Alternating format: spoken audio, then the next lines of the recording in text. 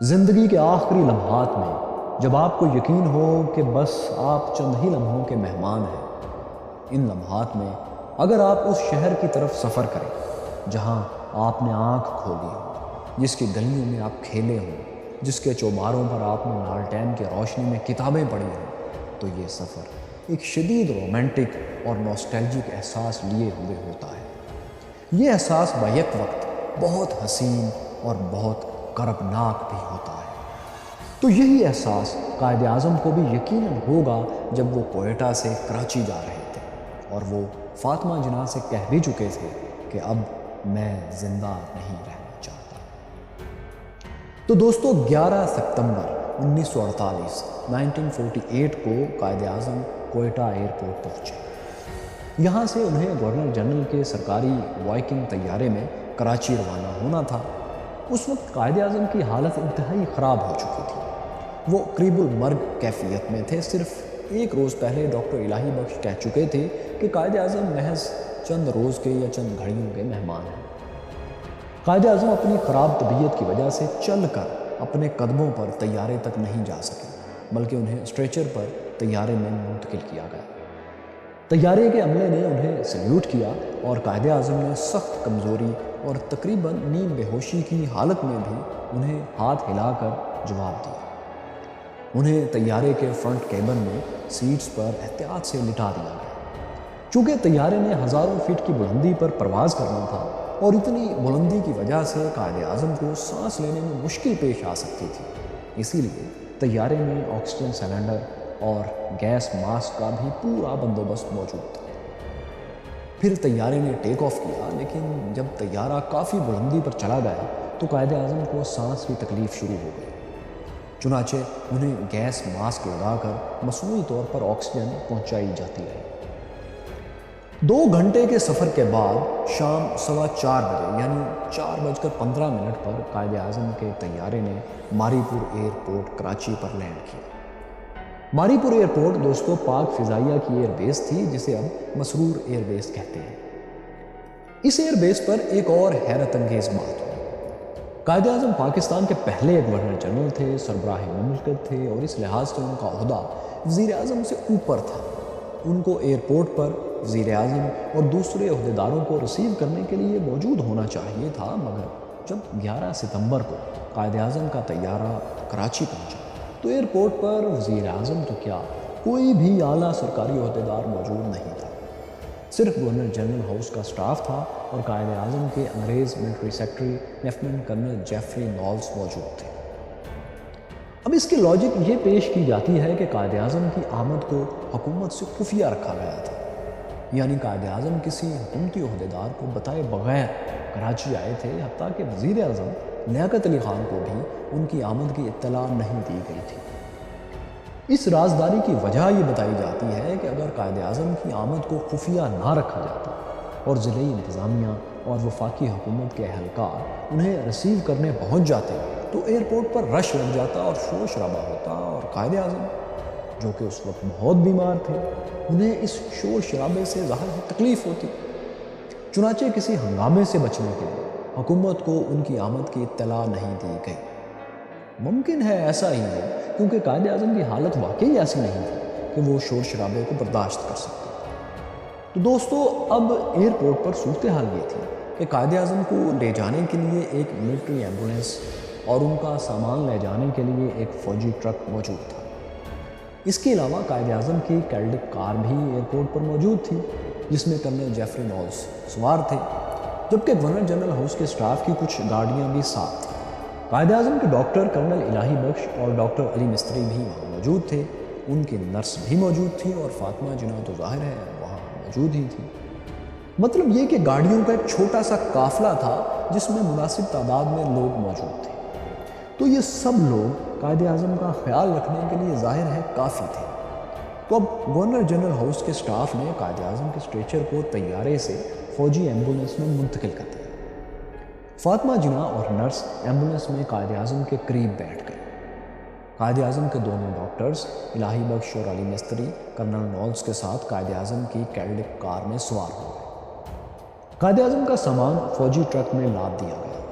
پھر یہ قافلہ یوں روانہ ہوا کہ سب سے آگے قائد اعظم کی ایمبولنس تھی اور باقی گاڑیاں اس کے پیچھے تھیں۔ باری پور ایئرپورٹ سے گورنر جنرل ہاؤس، جو کہ آج کل گورنر ہاؤس کہلاتا ہے، وہاں کا فاصلہ کوئی 9 میل تقریباً 13-14 کلومیٹر بنتا تھا۔ یہ راستہ زیادہ سے زیادہ آدھے گھنٹے میں طے ہو جانا چاہیے تھا، لیکن واقعہ یہ ہوا کہ یہ راستہ 2 گھنٹے تک طے نہ ہو سکا۔ تقریباً 4 میل سفر کے بعد، یعنی آدھا راستہ طے کرنے کے بعد ہی ملٹری ایمبولنس کا انجن ایک جھٹکے سے بند ہو گیا۔ غالباً ایمبولنس کا پیٹرول ختم ہو چکا تھا۔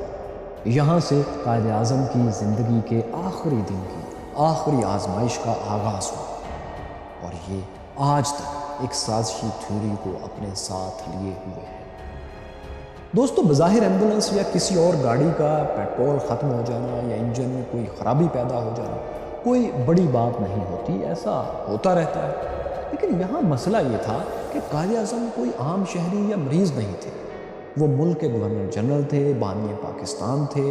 ان کے لیے ایک بیک اپ ایمبولنس موجود ہونا بنتی تھی، تاکہ ایک ایمبولنس خراب ہونے یا پیٹرول ختم ہونے پر قائد اعظم کو دوسری ایمبولنس میں منتقل کیا جا سکے۔ لیکن ایسا محسوس ہوتا ہے کہ قائد اعظم کے لیے فوجی ایمبولنس بھیجنے والوں نے بس خانہ پوری ہی سے کام چلایا تھا۔ نہ ایمبولنس کا پیٹرول چیک کیا گیا اور نہ کسی بیک اپ کا انتظام کیا گیا۔ نہ ایمبولنس کو بھیجنے سے پہلے کسی نے اس کی میکینیکل چیکنگ، میکینکس وغیرہ سارے چیک کیے۔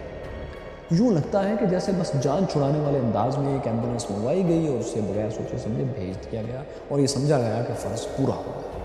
یا پھر یہ بھی ہو سکتا ہے کہ پاکستان اس وقت شدید معاشی بحران کا شکار تھا، نیا ملک تھا، وسائل کی شدید کمی تھی، سو ایسے میں متبادل ایمبولنس یا ایک اچھی ایمبولنس موجود ہی نہ ہو، ایسا بھی ہو سکتا ہے۔ کیونکہ ایسا بہرحال کچھ لوگ کہتے ہیں کہ کراچی میں اس وقت صرف 2 ایمبولنسز تھیں، جن میں سے ایک کو قائد اعظم کے لیے بھیج دیا گیا تھا۔ بہرحال جو بھی ہوا، لیکن واقعہ یہ تھا کہ گورنر جنرل قائد اعظم محمد علی جناح زندگی اور موت کی کیفیت میں سڑک کے بیچوں بیچ خراب ایمبولنس میں پھنس چکے تھے۔ ڈرائیور اس کا انجن سٹارٹ کرنے کی کوشش کر رہا تھا، مگر انجن سٹارٹ نہیں ہو رہا تھا۔ فاطمہ جناح لکھتی ہیں کہ عام طور پر کراچی میں بڑی خوشگوار سمندری ہوائیں چلتی ہیں، جس سے گرمی اور حبس محسوس نہیں ہوتا، مگر اس روز فطرت بھی بے رحم ہو گئی تھی۔ ہوا بند تھی، گرمی اور حبس اتنا شدید تھا کہ ایک صحت مند آدمی بھی اسے برداشت نہیں کر پا رہا تھا۔ پھر قائد اعظم، جو ٹی بی کے مریض بھی تھے اور سخت بیمار بھی تھے، ان کے لیے یہ گرمی اور بھی خطرناک تھی۔ اس سے بھی زیادہ تکلیف دہ اور پریشان کن بات یہ ہو رہی تھی کہ سڑک سے گزرنے والے دوسرے ڈرائیورز کو، دوسری گاڑیوں کو تھوڑی پتہ تھا کہ اس چھوٹے سے قافلے کی خراب ایمبولنس میں ان کے ملک کا بنانے والا بانی پاکستان محمد علی جناح لیٹا ہوا ہے۔ سو وہ راستہ بنانے کے لیے، اپنے لیے راستہ بنانے کے لیے زور زور سے ہارن بجائے چلے جاتے تھے۔ ان لوگوں کو اگر بتا دیا جاتا کہ یہاں قائد اعظم ہے تو پھر رش لگ جاتا، یہ بھی ٹھیک بات نہیں تھی۔ پھر قائد اعظم کا اسٹریچر کسی چھوٹی گاڑی میں آ بھی نہیں سکتا تھا کہ کسی کو روک کر اس کی گاڑی میں قائد اعظم کو منتقل کر دیا جاتا۔ اس شدید گرمی، حبس اور گاڑیوں کے شور میں ایک نئی مصیبت یہ ٹوٹی کہ ایمبولنس میں مکھیاں جمع ہونے لگیں اور قائد اعظم کے چہرے پر منڈلانے لگیں۔ قائد اعظم کے بوڑھے اور بیمار ہاتھوں میں اتنی سکت نہیں تھی کہ وہ مکھیاں اڑا سکیں۔ چنانچہ فاطمہ جناح اور نرس فلس باری باری گتے کے ٹکڑے سے قائد اعظم کو پنکھا جھلنے لگی اور مکھیوں کو ہٹانے لگی۔ جب کافی دیر تک ایمبولنس ٹھیک نہ ہو سکی اور ڈرائیور ناکام ہو گیا تو فاطمہ جناح نے ملٹری سیکرٹری کرنل نوئلز کو بلایا۔ انہوں نے کرنل سے ہی کہا کہ وہ جا کر کسی دوسری ایمبولنس کا بندوبست کرے، کیونکہ قائد اعظم کو قافلے میں موجود کسی اور گاڑی میں، ہم بتا چکے ہیں، منتقل نہیں کیا جا سکتا تھا۔ وجہ تھی کہ ان گاڑیوں میں ظاہر اتنی جگہ ہی نہیں تھی کہ وہاں اس اسٹریچر کو رکھا جا سکے۔ تو فاطمہ جناح کے حکم پر کرنل نوئلز فوری طور پر دوسری ایمبولنس لینے کے لیے روانہ ہو گئے، اور تقریباً 1 گھنٹے سے زیادہ وقت کے بعد وہ ایک دوسری ایمبولنس کو لانے میں کامیاب ہو گئے۔ ایسا مانا جاتا ہے کہ یہ ایمبولنس انہوں نے مقامی ریڈ کراس کے چیف جمشید مہتا سے منگوائی تھی، مگر حیرت کی بات یہ ہے کہ جمشید مہتا کو کسی نے یہ نہیں بتایا کہ یہ ایمبولنس گورنر جنرل محمد علی جناح کے لیے بلائی جا رہی ہے، بلکہ صرف فون پر اتنا بتایا گیا تھا کہ ایک آدمی بہت بیمار ہے، اس کے لیے ایمبولنس بھیج دیں فلاں جگہ۔ جمشید مہتا کو کس نے فون کیا، اور گورنر جنرل کا ذکر کیوں نہیں کیا؟ اس کا بھی تاریخ میں کوئی جواب موجود نہیں ہے۔ بہرحال کرنل نوئلز دوسری ایمبولینس کے ساتھ آ گئے تھے اور قائد اعظم کے اسٹریچر کو اس نئی ایمبولینس میں منتقل کر دیا گیا۔ اب یہ چھوٹا سا قافلہ پھر روانہ ہوا۔ اس بار ایمبولینس نہ خراب ہوئی اور نہ اس کا پیٹرول ختم ہوا۔ باقی سفر خیریت سے طے ہو گیا اور تقریباً 6:10 پر یعنی ماری پور ایئرپورٹ سے چلنے کے 2 گھنٹے بعد یہ قافلہ آخر کار اپنی منزل پر گورنر جنرل ہاؤس میں پہنچ گیا۔ شام کے وقت قائد اعظم کا کوئٹہ سے کراچی تک سینکڑوں کلومیٹر کا سفر 2 گھنٹے میں طے ہوا تھا، اور ستم ظریفی دیکھیے کہ ماری پور ایئرپورٹ سے گورنر جنرل ہاؤس کے 14 کلومیٹر بھی انہوں نے 2 گھنٹے ہی میں طے کیا۔ مائی کیوریس فیلوز ایمبولینس کا پیٹرول ختم ہونے والے واقعے نے بہت سے سوالات کو جنم دیا، بلکہ اس پورے واقعے کو کچھ لوگ ایک سازش اور قائد اعظم کے قتل کی پلاننگ بھی قرار دیتے ہیں۔ اگر ہم اس ایمبولینس والے واقعے سمیت قائد اعظم کی زندگی کے آخری دنوں کے حوالے سے ایسے تمام واقعات کو ملا کر دیکھیں جن پر آج لوگ سوالات اٹھاتے ہیں، یعنی تمام ڈاٹس کنیکٹ کریں، تو ایک بڑی سازشی تھیوری کچھ اس طرح بنتی ہے اگر بنائی جائے کہ قائد اعظم کو پہلے ایک سازش کے تحت 13 جولائی کو زیارت منتقل کیا گیا تاکہ ان کی طبیعت مزید خراب ہو جائے۔ پھر 30 جولائی کو لیاقت علی خان نے قائد اعظم سے مل کر مبینہ طور پر کوئی ایسی بات کی جس سے وہ مایوس ہو جائیں اور اپنی زندگی سے روٹھ جائیں۔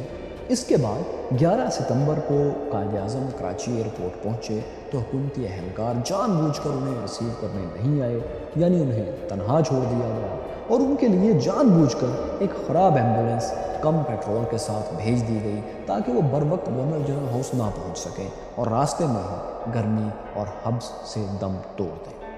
یہ سازشی تھیوری کا ایک خلاصہ ہے جو دیکھنے میں بالکل پرفیکٹ اور کسی شاطر دماغ کا کام دکھائی دیتی ہے، لیکن اس سازشی تھیوری میں کچھ فلاز، کچھ کمزوریاں دوستوں بہرحال موجود ہیں۔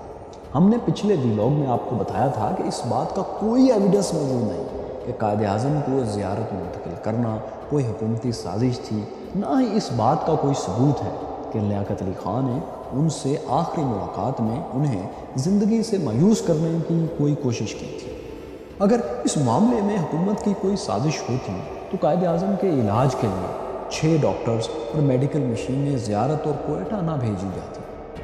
ہمیں یہ بھی یاد رکھنا چاہیے کہ جب قائد اعظم 11 ستمبر کو اپنے آخری فضائی سفر پر روانہ ہو رہے تھے تو اس سے صرف ایک روز پہلے 10 ستمبر کو ڈاکٹر الہی بخش نے فاطمہ جناح کو بتا دیا تھا کہ قائد اعظم اب زندہ نہیں رہیں گے، یعنی اگر کوئی بدبخت قائد اعظم کا برا سوچ بھی رہا تھا تو اسے بھی کسی سازش کی ضرورت اب نہیں تھی، اس کا مقصد ویسے ہی پورا ہو رہا تھا۔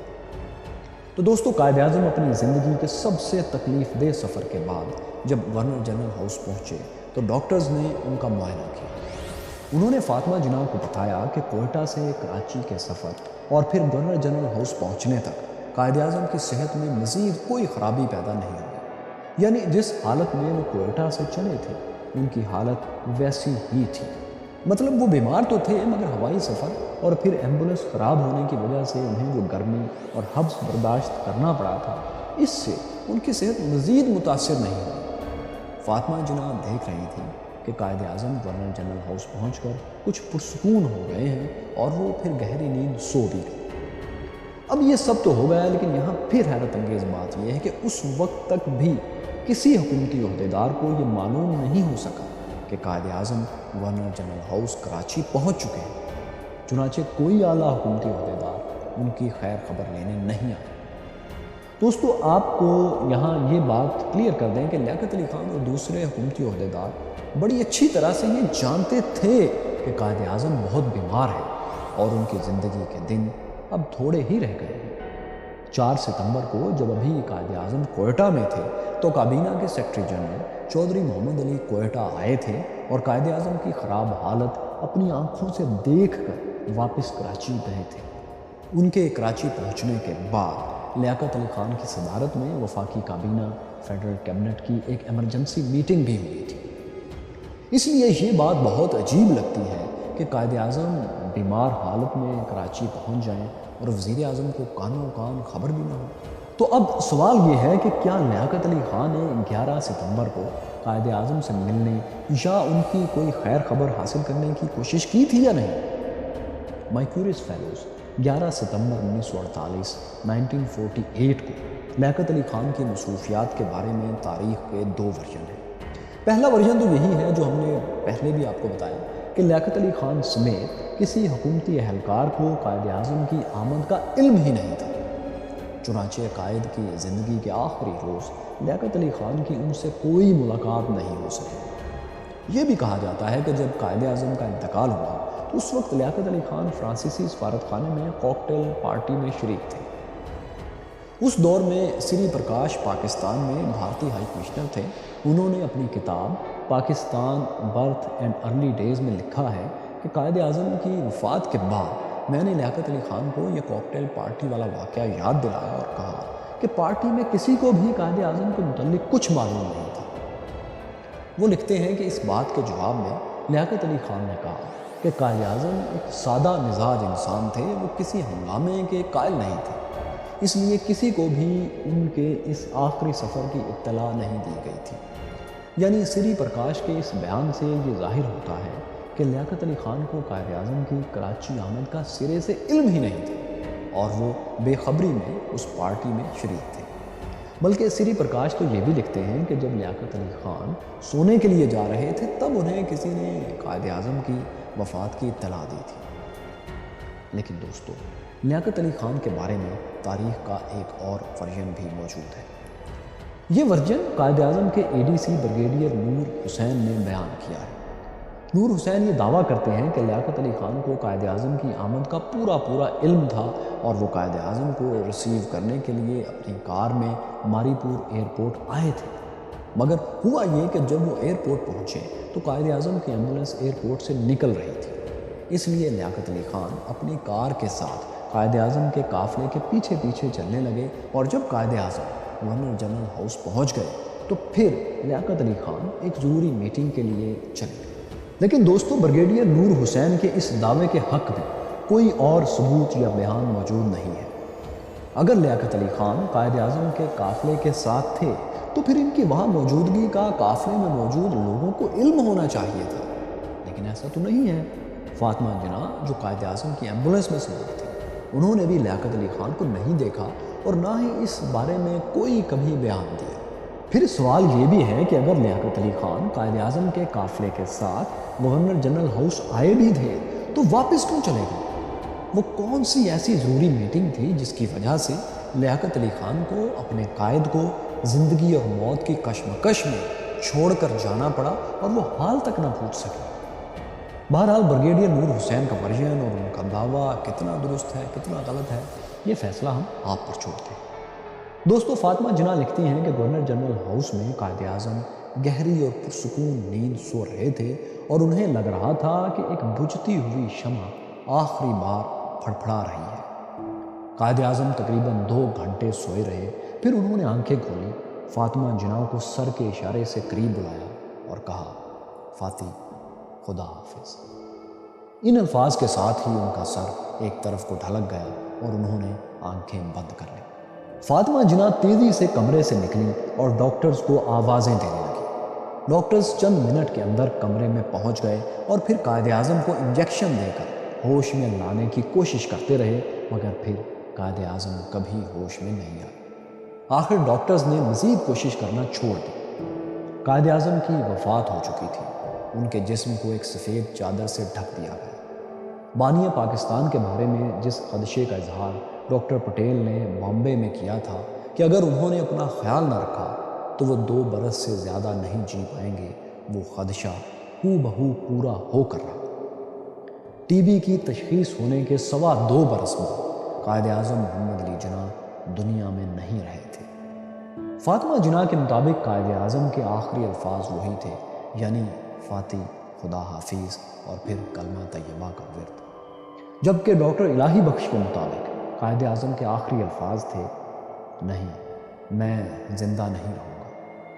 ڈاکٹر ریاض علی شاہ کا کہنا ہے کہ قائد اعظم کے آخری الفاظ تھے، اللہ پاکستان۔ قائد اعظم تو 11 ستمبر 1948 1948 کو زندگی کی بازی ہار گئے، اور یہ مان لیا جائے کہ اس میں کوئی سازش نہیں ہوئی بھی ضروری تھا کہ جن لوگوں نے قائد اعظم کو خراب ایمبولنس بھیجی ان کا احتساب ہوتا، کوئی ذمہ دار ٹھہرایا جاتا، انہیں کچھ سزا ملتی۔ مگر دوستو، ان لوگوں کا تو نام تک کسی کو نہیں پتا۔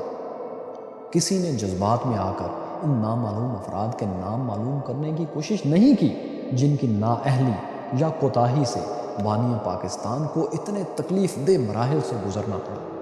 اس بے توجہی، لاپرواہی اور نیگلیجنس کو پھر ہم نے اپنی عادت ہی بنا لیا۔ بانی پاکستان کے بعد لیاقت علی خان قتل ہو گئے لیکن کسی کو ذمہ دار نہیں ٹھہرایا گیا۔